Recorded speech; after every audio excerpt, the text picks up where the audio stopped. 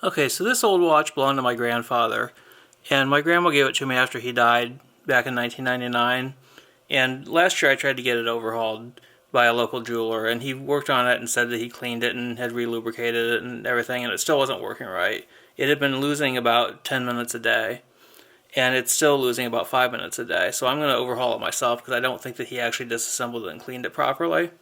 So the first thing we need to do is get the case open. Now this watch is a lot different in construction than a modern watch. A modern watch like this one, the case back screws onto it, and then the movement drops out the back.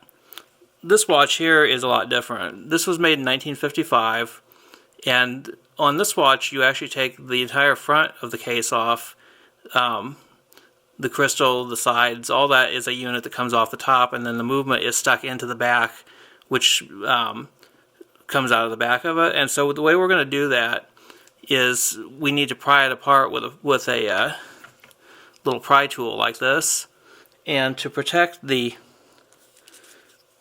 watch from getting scratched up, we put a little bit of paper or a little bit of thin plastic around the tip of it, and then it is pried apart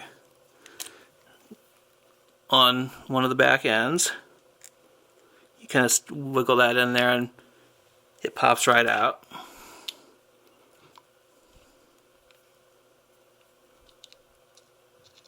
And there we go. We can set aside the case there. Now the movement is stuck into the back, and it's just held in by friction. So to get it out, we just use our fingernails to kind of pry it out of there.